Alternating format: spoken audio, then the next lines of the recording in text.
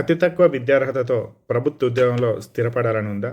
అయితే ఈ వీడియో పూర్తి వరకు చూడండి. మీకు నచ్చిన ఇన్ఫర్మేషన్ ఉంటుంది. ఈ తెలంగాణ రాష్ట్ర హైకోర్టులో 859 ఉద్యోగాలు పడ్డాయి. ఆల్రెడీ నోటిఫికేషన్ జారీ అయింది. ఆన్లైన్లో అప్లికేషన్లు కూడా ప్రారంభమైనాయి. ఫిబ్రవరి 13 వరకు దరఖాస్తు చేసుకునే అవకాశం ఉంది. కానీ ఎలా దరఖాస్తు చేసుకోవాలి? ఎన్ని పోస్టులు ఉన్నాయి?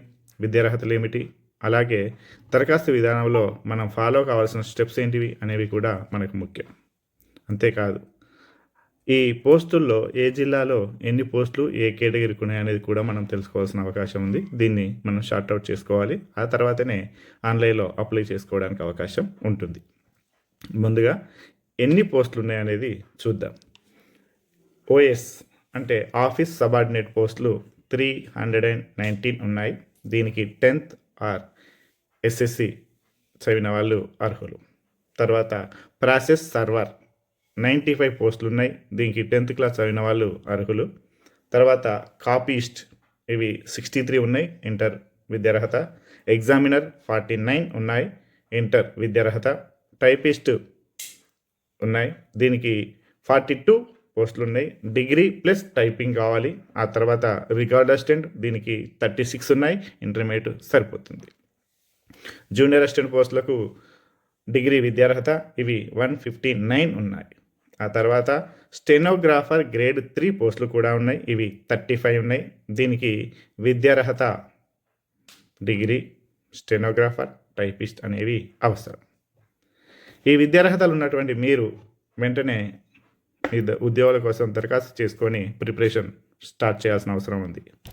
ముందుగా ఇక్కడ మీరు తెలుసుకోవాల్సిన మరొక విషయం ఏంటంటే, తెలంగాణ వ్యాప్తంగా ఉన్నటువంటి ఈ పోస్టులు ఏ కోర్టు పరిధిలో ఏ పోస్టులు ఉన్నవి, అవి ఏ కేటగిరీకి ఏ పోస్ట్ ఉంది అనేది మీరు ముందుగానే షార్ట్అవుట్ చేసుకొని లిస్ట్ చేసి పెట్టుకోండి. అందులో మీరు దేనికి ఎలిజిబుల్ అనేది మీరు గుర్తుంచుకోవాలి. రెండవది, ఇక్కడ స్టడీ అడుగుతున్నాడు. 1 to 7th క్లాసు డీటెయిల్స్ కంపల్సరీగా ఎంటర్ చేయాల్సి ఉంది. అక్కడి వరకు స్టడీ సర్టిఫికేట్ అప్లోడ్ చేయమంటున్నాడు.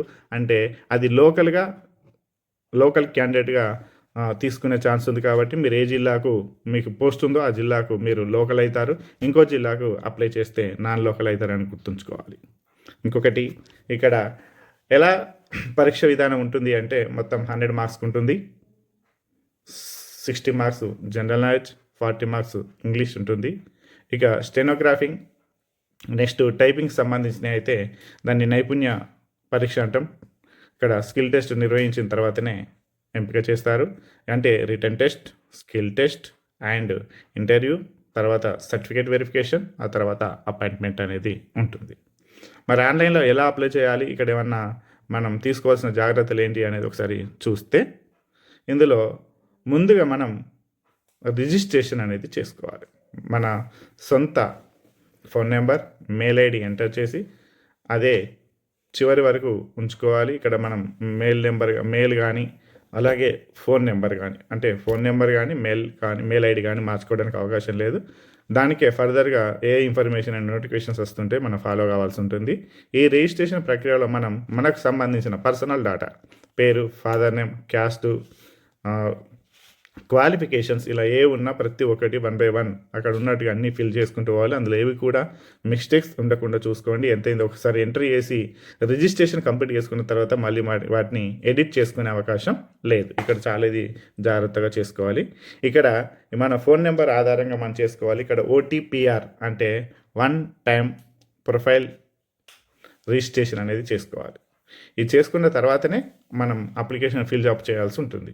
ఈ అప్లికేషన్ ఫిల్అప్ చేసేటప్పుడు మనం ఏ పోస్టుకు చేస్తున్నామో సెలెక్ట్ చేసుకోవాలి. ఆ పోస్టు ఏ జిల్లాలో, అక్కడ పోస్టుతో పాటు జిల్లా కూడా సెలెక్ట్ చేసుకోవాల్సి ఉంటుంది. ఇక్కడే మనం చాలా జాగ్రత్తగా ఉండాలి. అంటే ప్రతి పోస్టు ప్రతి జిల్లాలో లేదండి. అంటే ఏ జిల్లాలో ఏ పోస్ట్ ఉంది, మనది ఏ జిల్లా, మనం లోకల్గా అవుతామా నాన్ లోకల్ అవుతామా అనేది ఇక్కడ చాలా జాగ్రత్తగా చూసుకొని మనం ఫస్ట్ దాన్ని షార్ట్అవుట్ చేసుకున్న తర్వాతనే అప్లికేషన్ ఫామ్ ఫిల్ చేస్తే బెటర్. ఇంకొకటి, ఆ అప్లికేషన్ ఫిల్అప్ చేసేటప్పుడు మనం గుర్తుంచుకోవాల్సింది, ఇది సర్టిఫికెట్లు అప్లోడ్ చేయాల్సి ఉంటుంది, ఫోటో అప్లోడ్ చేయాలి, మన సిగ్నేచర్ కూడా అప్లోడ్ చేయాలి. ఫోటో బాగుండాలి, బ్లర్గా ఉండకూడదు. ఫోటో అండ్ సిగ్నేచర్ అనేది 70 MB ఫోటో అండ్ సిగ్నేచర్ అనేది 70 KB ఉండాలి. అప్పుడే అది అప్లోడ్ అవుతుంది.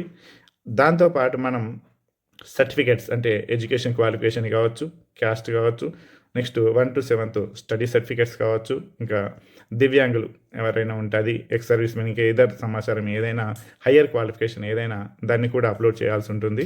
ఇవి మాత్రం పీడిఎఫ్లో ఉండాలి, 1 MB లోపు ఉండాలి. ఇవి ముందే చేసి పెట్టుకుంటే ఈజీ.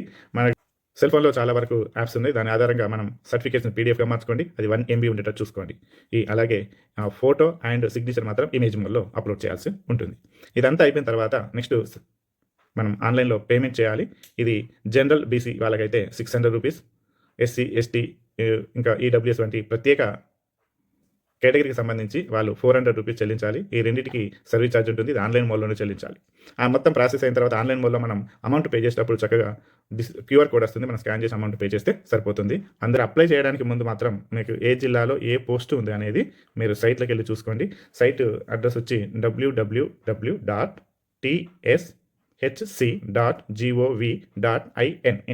ఇందులో లాగిన్ అవ్వండి. మీ ఫోన్ నెంబర్ తోటి లాగిన్ అయిన తర్వాత OTPR చేసుకోండి. అది కంప్లీట్ అయిన తర్వాత మీరు ఏ పోస్ట్కి ఎలిజిబులో దానికి సంబంధించిన ఫామ్ను ఫిలప్ చేయండి. ఆ తర్వాత డాక్యుమెంటేషన్ ఏదేది అవసరమో అవన్నీ అప్లోడ్ చేయండి. ఆ తర్వాతనే ఆన్లైన్లో పేమెంట్ చేయండి. ఇక్కడ ఫోన్ నెంబర్, మెయిల్ ఐడి మాత్రం ప్రత్యేకంగా మీ అయి ఉండాలి. వేరే వాళ్ళు ఇవ్వడానికి అవసరం లేదు. ఎందుకంటే ఫర్దర్గా మీకు కావాల్సిన ఇన్ఫర్మేషన్ వాటికే వస్తుంది. ఎందుకంటే ఎగ్జామినేషన్ సంబంధించిన సమాచారం ఏ ఒక్కటి కూడా మిస్ అవ్వడానికి అవకాశం లేదు. ఇంకొకటి మీరు చాలా జాగ్రత్తగా వినాల్సిన అంశం ఏంటంటే అతి తొందరగా అప్లై చేసుకోండి. ఎందుకు అంటే మీరు ఉన్న లోకాలిటీకి దగ్గరలోని ఎగ్జామ్ రాయాలంటే తొందరగా అప్లై చేసుకోవాలి. ఎందుకంటే ఎగ్జామినేషన్ సెంటర్స్ ఆప్షన్ అడుగుతుంది. 1 2 3 4 5 వరకు ఆప్షన్ అడుగుతుంది. మీరు ఫస్ట్ ఆప్షన్లో ఎగ్జామ్ రాయాలంటే ముందుగానే అప్లై చేయాలి. ఇది చాలా ముఖ్యమైన విషయం.